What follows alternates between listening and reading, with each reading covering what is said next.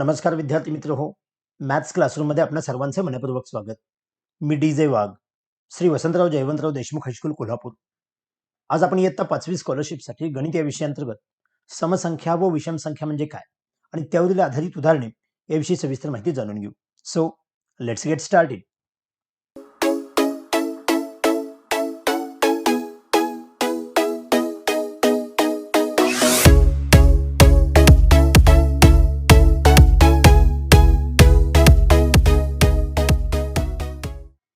Okay students, समसंख्या व विषम संख्या म्हणजे काय हे आपण यापूर्वी अभ्यासलेलं आहे.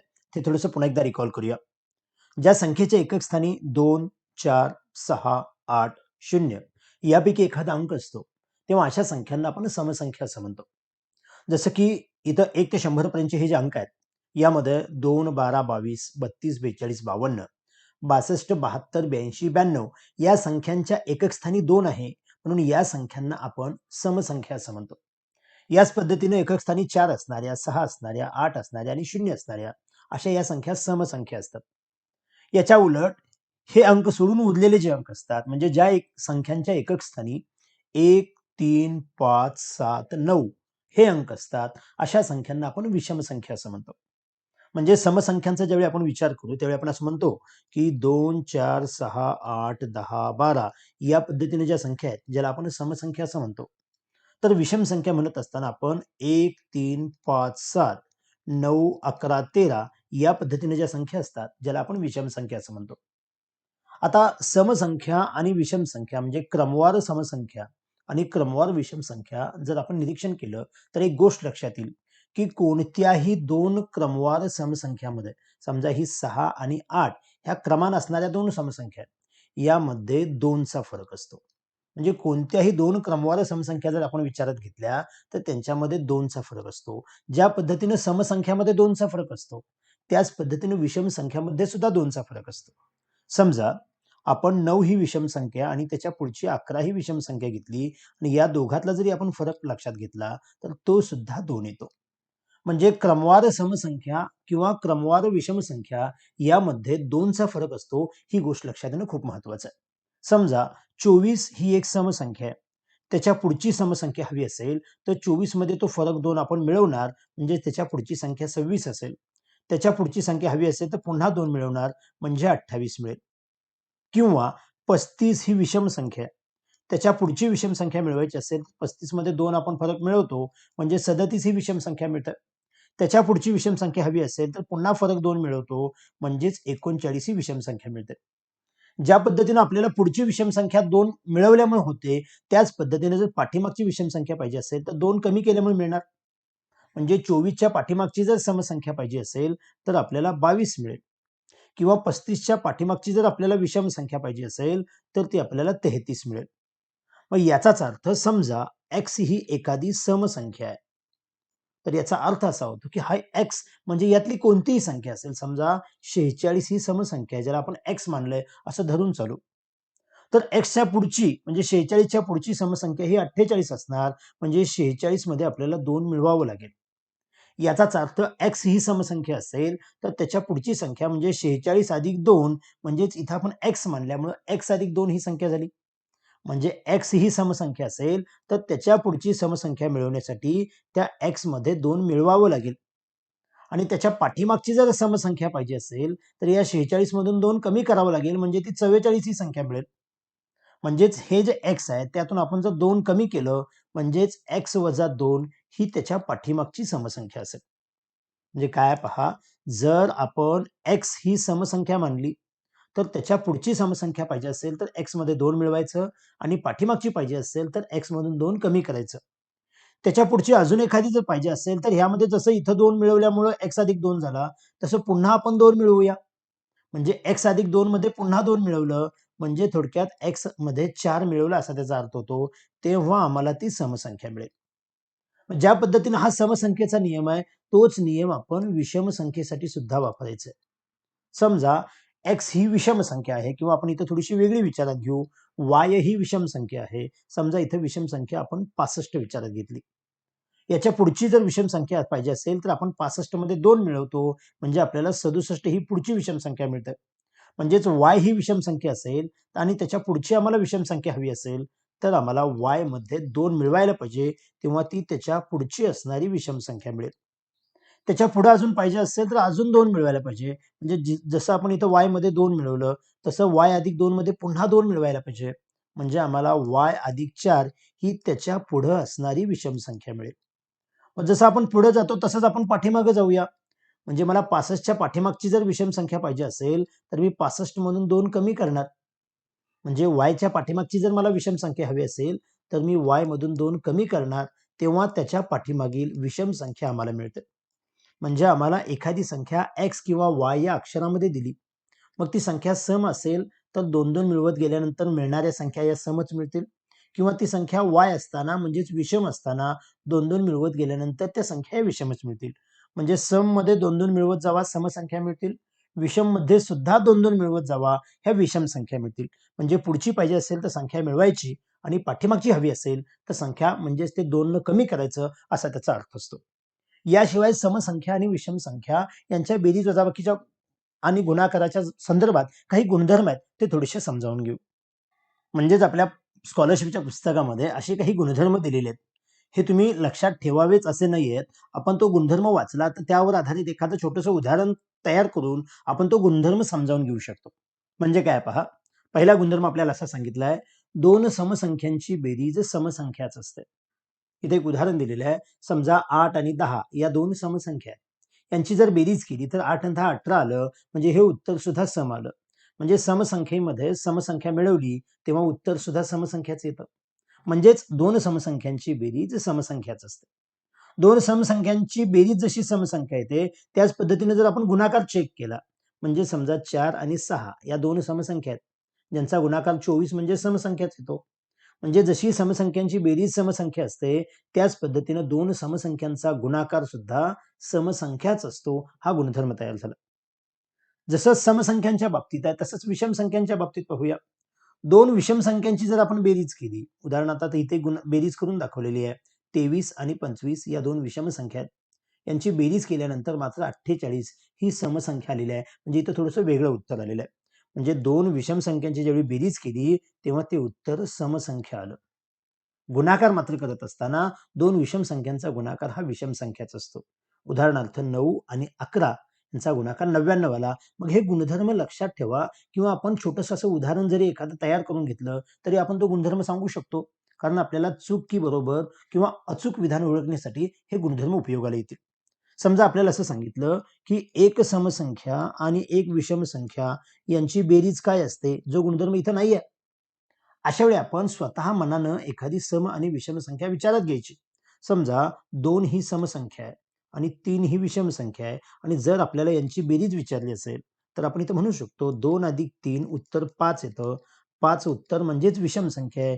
याचा अर्थ एक समसंख्या आणि एक विषम संख्या यांची जी बेरीज असते ती विषम संख्या असते असं आपण सांगू शकतो.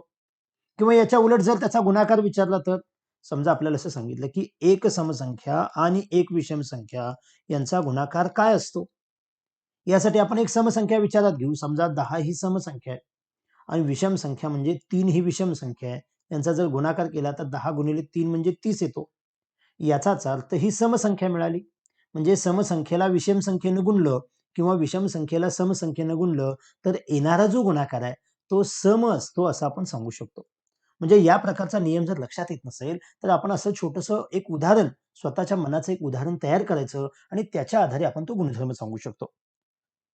यावर आधारित प्रत्यक्ष उदाहरणं पाहू, म्हणजे ही कन्सेप्ट अजून क्लिअर होईल. फर्स्ट क्वेश्चन काय पहा, एक्स ही एक विषम संख्या आहे, तिच्या लगतची पुढची विषम संख्या कोणती असेल. आत्ताच आपण अभ्यासलं की कोणत्याही क्रमवार समसंख्या किंवा विषम संख्या असतील तर त्यामध्ये 2चा फरक असतो. म्हणजे कोणतीही एखादी आपल्याला विषम संख्या दिली असेल, इथं आपल्याला एक्स ही विषम संख्या सांगितलेली आहे. म्हणजे एक्स ही जर विषम संख्या असेल आणि आपण एक्स मध्ये जर आपण 2 मिळवलं तर 2 मिळवल्यानंतर मिळणारी जी संख्या असते ती सुद्धा विषम संख्याच असते.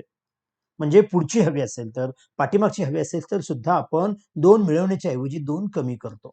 म्हणजेच एक्स मध्ये ज्यावेळी आपण 2 मिळवतो त्यावेळी ती संख्या मिळते एक्स अधिक 2. म्हणजे एक्स ही विषम संख्या असेल तर त्याच्या पुढची म्हणजेच क्रमवार संख्या जी असणार आहे विषम संख्या जी एक्स अधिक 2 आहे असं आपण म्हणू शकतो. म्हणजे आपल्याला इथं तेच विचारलेलं आहे की तिच्या लगतची पुढची विषम संख्या कोणती, म्हणजेच एक्स अधिक 2 ही पुढची विषम संख्या आहे असं आपण म्हणू शकतो, जो पर्याय क्रमांक 2 आहे. जर आपल्याला सांगितलं असतं की तिच्या पाठीमागील विषम संख्या कोणती, तर याचा अर्थ एक्स मध्ये 2 मिळवण्याच्या ऐवजी एक्स मधून 2 आपण कमी केलं असतं, म्हणजेच एक्स वजा 2 ही पाठीमागची विषम संख्या आहे असं आपण म्हटलं असतं. नेक्स्ट क्वेश्चन काय पहा. 1 ते 9 या क्रमिक अंकांपैकी कोणतेही 6 अंक प्रत्येकी एकदाच वापरून तयार होणारी मोठ्यात मोठी विषम संख्या व लहानात लहान समसंख्या यांची बेरीज किती? आपल्याला इथं 1 ते 9 हे क्रमिक अंक वापरायला सांगितलेले आहेत, म्हणजेच यामध्ये 0 हा अंक नाहीये. कोणतेही 6 अंक प्रत्येकी एकदाच वापरायचे आहेत, म्हणजे ही संख्या जी बनणार आहे ती 6 अंकी बनेल असा त्याचा अर्थ झाला. आणि अशा पद्धतीने तयार होणारी मोठ्यात मोठी विषम संख्या आणि लहानात लहान समसंख्या यांची बेरीज किती असं आपल्याला विचारलेलं आहे. ज्यावेळी फक्त आपण 6 अंक याचा विचार करतो आणि मोठ्यात मोठी संख्या शोधतो त्यावेळी आपण 6 वेळा 9 लिहितो, म्हणजेच 9,99,999 ही जी संख्या असते ज्याला आपण मोठ्यात मोठी 6 अंकी संख्या असं म्हणतो. मात्र यामध्ये 9 हा अंक पुन्हा पुन्हा वापरला, आपल्याला प्रत्येक अंक एकदाच वापरायला सांगितलाय. याचा अर्थ सुरुवातीला जर आपण 9 वापरला तर पुन्हा वापरायचं नाही. मग मोठ्यात मोठा अंक असणारा तो 8, त्यानंतर पुन्हा 8 वापरणार नाही, म्हणजेच 7. याच पद्धतीने 9, 8, 7, 6, 5, 4 असा प्रत्येक अंक जर एकदाच वापरला तरी ही मोठ्यात मोठी संख्या तयार होईल. मात्र याचं एकक स्थान पाहिलं तर ते 4 आहे, म्हणजे ही संख्या सम तयार झाली. परंतु आम्हाला असं सांगितलेलं आहे मोठ्यात मोठी विषम संख्या. विषम संख्या याचाच अर्थ मग हा 4 घेऊन चालणार नाही, म्हणजे हा 4 कॅन्सल करायला पाहिजे. याच्याऐवजी आपण 3 घेऊया. म्हणजेच ही संख्या लिहित असताना मोठ्यात मोठी विषम संख्या कशी तयार होईल पहा. 9, 8, 7, 6, 5 आणि त्यानंतर 4च्या ऐवजी आपण 3 लिहायचे आहे, म्हणजे ही मोठ्यात मोठी विषम संख्या झाली. याच पद्धतीनं लहानात लहान समसंख्या वापरायची आहे. लहानात लहान आपण ज्यावेळी संख्या लिहित असतो फक्त तेव्हा आपण 1 आणि 0, 0, 0 या पद्धतीनं लिहित असतो. मात्र इथं प्रत्येक अंक हा एकदाच वापरायचा आहे, म्हणून 1 हा अंक एकदा वापरला, त्यानंतर 0 अंक इथं नाहीच आहे. त्यानंतर आपण 2 वापरू, 3, 4, 5, 6 या पद्धतीने ही लहानात लहान 6 अंकी संख्या तयार होईल, त्यावेळी प्रत्येक अंक हा एकदाच वापरलेला असेल. मात्र ही संख्या पुन्हा सम झाली, मात्र इथं आपल्याला समसंख्याच हवी आहे. म्हणजे लहानात लहान 6 अंकी समसंख्या ज्यामध्ये शून्याचा वापर करायचा नाही अशी संख्या म्हणजे हीच असेल.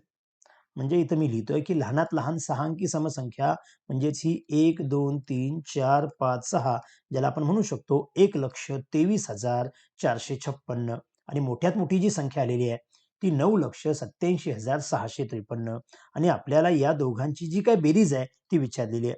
म्हणजे त्यांची बेरीज करत असताना 3 अधिक 6 9, 5 अधिक 5 10, हातचे आले 1, 6 अधिक 4 10, 10 आणि 1 11, पुन्हा हातचा आला 1, 7 आणि 3 10 आणि 1 11, पुन्हा हातचा 1, 8 आणि 2 10 आणि 1 11, हातचे आले 1, 9 आणि हे 2 11. याचाच अर्थ ही जी बेरीज आलेली आहे ती 11,11,109 ही त्याची बेरीज येईल. म्हणजेच थोडेसे पर्याय पाहिले तर आपल्याला हा जो 2 नंबरचा पर्याय दिसतो 11,11,109 ही त्यांची बेरीज आहे असं आपण म्हणू शकतो. म्हणजे इथं आपण 0 हा अंक न वापरता 1 ते 9 या अंकांचा वापर करून मोठ्यात मोठी 6 अंकी विषम संख्या, लहानात लहान 6 अंकी समसंख्या शोधली आणि त्यांची बेरीज केली, जी आम्हाला 11,11,109 एवढी मिळाली. नेक्स्ट क्वेश्चन काय पहा. 5 क्रमवार समसंख्यांची बेरीज पुढीलपैकी कोणती असेल?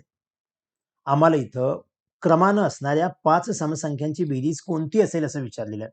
म्हणजे इथे एक प्रकारचा नियम विचारलेला आहे की पहिल्या संख्येची 5 पट, दुसऱ्या संख्येची 5 पट, तिसऱ्या संख्येची 5 पट किंवा 5व्या संख्येची 5 पट.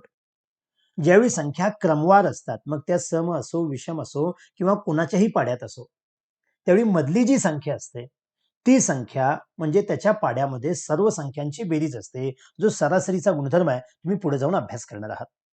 थोडंसं लक्षात येण्यासाठी आपल्याला इथं समसंख्या सांगितलेल्या आहेत, म्हणून आपण कोणत्याही क्रमाने येणाऱ्या 5 समसंख्या विचारात घेऊ. समजा आपण सुरुवातीपासूनच्या ज्या संख्या आहेत म्हणजे 2, 4, 6, 8 आणि 10 या सुरुवातीच्या क्रमानं असणाऱ्या 5 क्रमवार समसंख्या झाल्या. जर आपण यांची बेरीज करायचं म्हटलं तर थोडीशी बेरीज मी वेगळ्या पद्धतीने करतोय. हा 2 आणि हा 10 यांची जर आपण बेरीज केली तर ती 12 येईल. याच पद्धतीनं हा 4 आणि हा 8 या दोघांची जर आपण बेरीज केली तर ही बेरीज सुद्धा 12 येईल. म्हणजे हे 12 अधिक हे 12 24. 24 मध्ये हा पुन्हा 6 मिळवला तर आपल्याला 24 अधिक 6 म्हणजे हे उत्तर 30 मिळेल. थोडंसं बेरीज कशी समजावून देतोय पहा. हा 2 आणि हा 10 या दोघांची जेवढी बेरीज येते तेवढीच बेरीज या 4 आणि 8 ची येते. तेवढीच बेरीज याच्या दुपटी एवढी येते. म्हणजे याची दुप्पट त्या बेरची एवढी असते. याचाच अर्थ या 5 संख्यांची बेरीज 30 आली. म्हणजे ही जी बेरीज 30 आहे, ही मध्ये जी संख्या असते त्याच्या पाड्यात आहे. याचाच अर्थ इथे एकूण संख्या 5 आहेत. म्हणून 6चा जर पाडा आपण 5 पर्यंत म्हटला तर ती त्याची बेरीज असते. म्हणजेच मधल्या संख्येची पाचपट आहे असं आपण म्हणतो. जो आम्हाला पर्याय क्रमांक मधली संख्या म्हणजेच तिसरी संख्या जो आम्हाला पर्याय क्रमांक 3 दिलेला आहे, तिसऱ्या संख्येची पाचपट. हे फक्त 5 संख्यांच्या बाबतीत लागू पडतं असं नाहीये. समजा आपण 3 संख्यांचा विचार केला. थोडंसं हा गुणधर्म लक्षात येण्यासाठी आपण दुसरं एखादं उदाहरण घेऊ. समजा 8, 10 आणि 12 या क्रमाने येणाऱ्या 3 समसंख्या आहेत. जर आपण या दोघांची बेरीज केली तर 12 अधिक 8 म्हणजेच 20 बेरीज येते, जी याच्या दुप्पट आहे. म्हणजेच ही बेरीज 20 अधिक हा 10 30. एकूण 3 संख्या आहेत म्हणजे 10ची तिप्पट केली तर 30 मिळेल. म्हणजेच या 3 संख्यांची बेरीज ही मधल्या संख्येच्या म्हणजेच दुसऱ्या संख्येच्या तिप्पट आली. इथं 3च्या ऐवजी 5 संख्या जरी असतील, समजा 8च्या अगोदरची आपण संख्या 6 विचारात घेतली आणि 12च्या नंतरची संख्या आपण 14 विचारात घेतली, तर 6 अधिक 14 सुद्धा 20 येईल. म्हणजे या दोघांची बेरीज 20, या दोघांची बेरीज 20 आणि याची दुप्पट म्हणजे 20च आली. पण बेरीज करत असताना 20 अधिक 20 40 अधिक 10 50 म्हणजे या 5 संख्यांची बेरीज 50 आली. म्हणजे क्रमानं संख्या असताना ही जी बेरीज असणार आहे, ती मधल्या संख्येच्या पाड्यात असेल. म्हणजेच 10च्या पाड्यात. मात्र तो पाडा घेत असताना संख्या किती आहेत तिथपर्यंतचा घ्यायचा. इथं संख्या 5 आहेत. म्हणजेच 10ची पाचपट 50 म्हणजे डायरेक्ट आपण सांगू शकतो की यांची बेरीज 50 आहे. मग हा जसा नियम समसंख्येच्या बाबतीत लागू पडतो, तोच नियम विषम संख्येच्या बाबतीत लागू पडतो. समजा आपल्याला 11, 13, 15, 17, 19 या 5 संख्यांची बेरीज करायची आहे.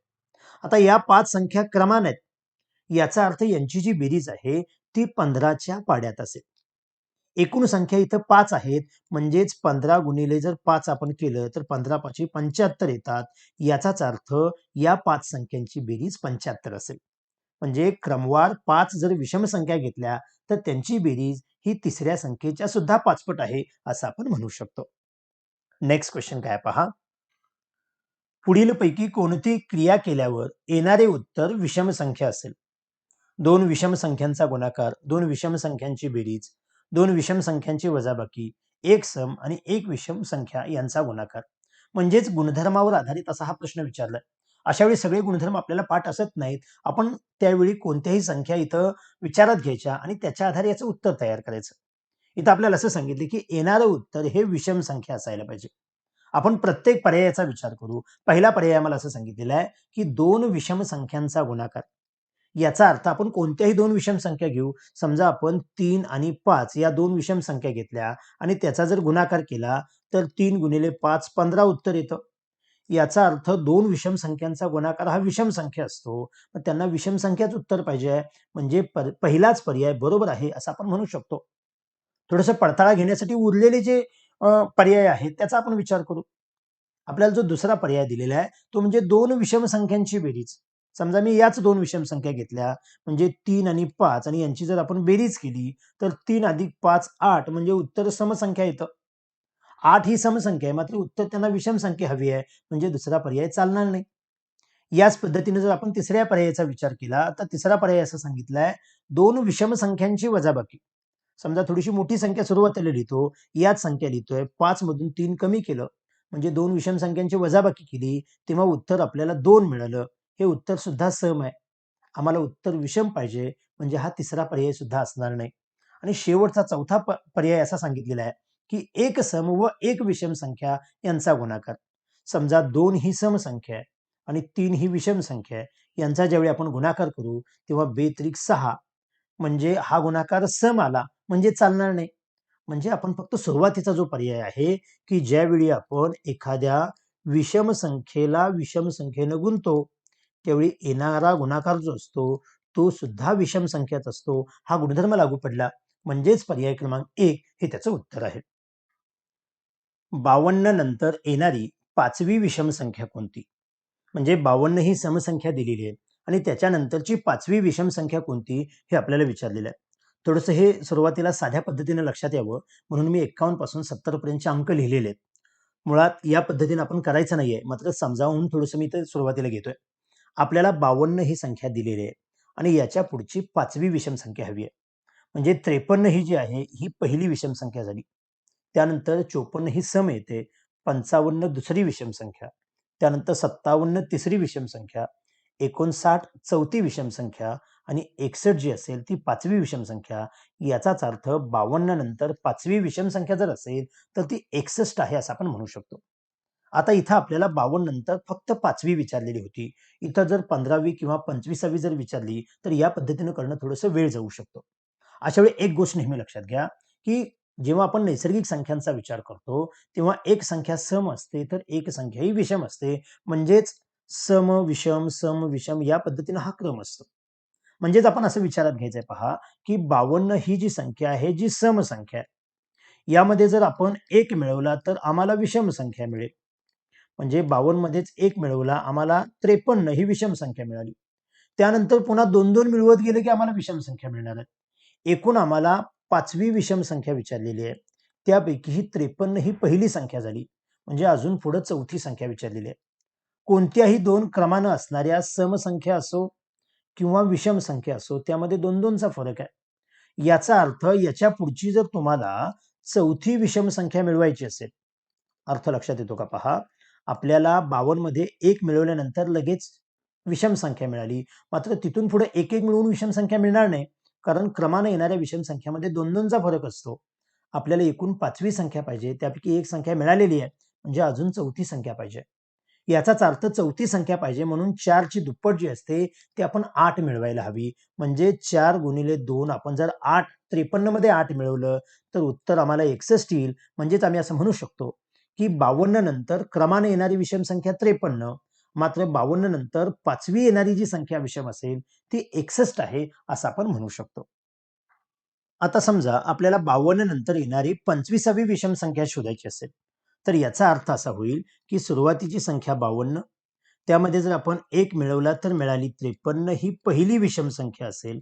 आपल्याला जर 25वी शोधायची असेल, तर अजून याच्या पुढे आपल्याला 24 संख्या शोधायची आहे. म्हणजे 24 ची दुप्पट 48 आपल्याला मिळवायला हवं.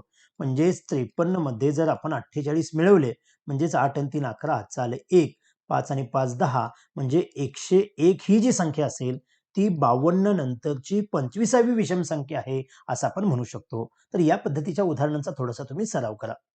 नेक्स्ट क्वेश्चन काय आहे पहा. 0, 5, 6, 7 हे अंक एकदाच वापरून जास्तीत जास्त किती 3 अंकी समसंख्या तयार होतील? आपल्याला इथे 2-3 कंडिशन दिलेले आहेत पहा. आपल्याला अंक वापरत असताना 0, 5, 6, 7 हेच अंक वापरायचे आहेत. एकदाच प्रत्येक अंक हा एकदाच वापरायचा आहे. जास्तीत जास्त अशा किती 3 अंकी समसंख्या तयार होतील असं विचारलेलं आहे. म्हणजे संख्या ही 3 अंकी पण असायला पाहिजे आणि सम असायला पाहिजे. संख्या सम असायला हवी याचाच अर्थ एकक स्थानी आपल्याला 0 किंवा 6 घ्यावं लागेल. 5 किंवा 7 घेऊन चालणार नाही. म्हणून आपण या कंडिशनचा सुरुवातीला विचार करू. समजा एकक स्थानी 0 आहे, अशा किती संख्या तयार होतील त्याचा आपण विचार करू.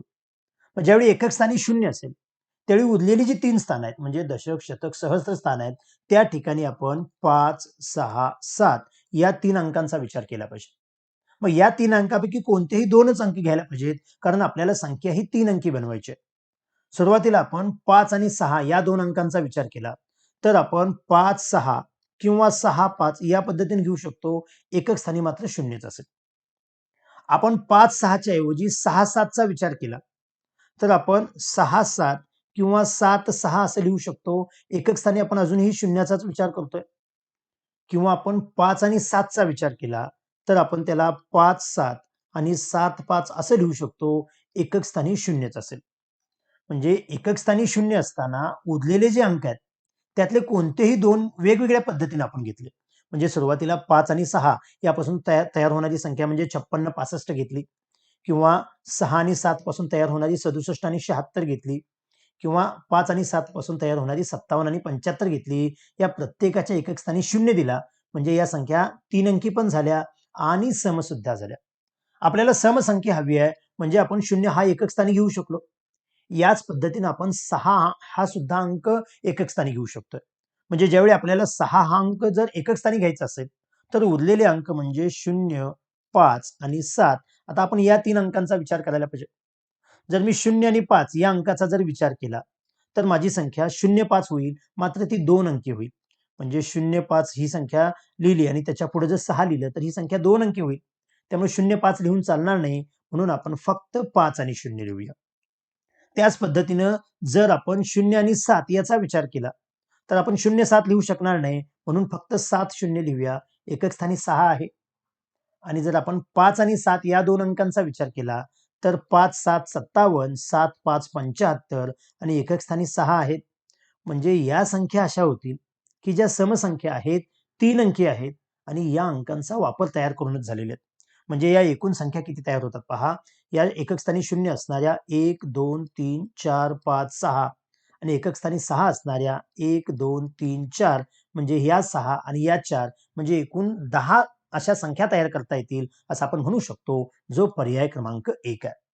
इथली कन्सेप्ट लक्षात घ्या. आपल्याला समसंख्या तयार करायची आहे म्हणून आपण एकक स्थानी एकतर 0 अथवा 6 यांचाच विचार केला. ज्यावेळी आपण 0चा विचार केला त्यावेळी उर्वरित अंक जे आहेत त्यापैकी कोणतेही 2 अंक वेगवेगळ्या पद्धतीने मांडले. ज्यावेळी एकक स्थानी 6 आहे त्यावेळी उर्वरित जे अंक आहेत त्यातले कोणतेही 2 अंक असे मांडले. मात्र हे मांडत असताना आपण असे मांडलेले नाही आहेत 0, 5 आणि इथला 6, कारण ही संख्या 3 अंकी होत नाही, ही संख्या 2 अंकी होते. म्हणजेच या सर्व अंकांचा वापर करून तयार होणाऱ्या जास्तीत जास्त 3 अंकी समसंख्या या एकूण 10 असतील असं आपण म्हणू शकतो.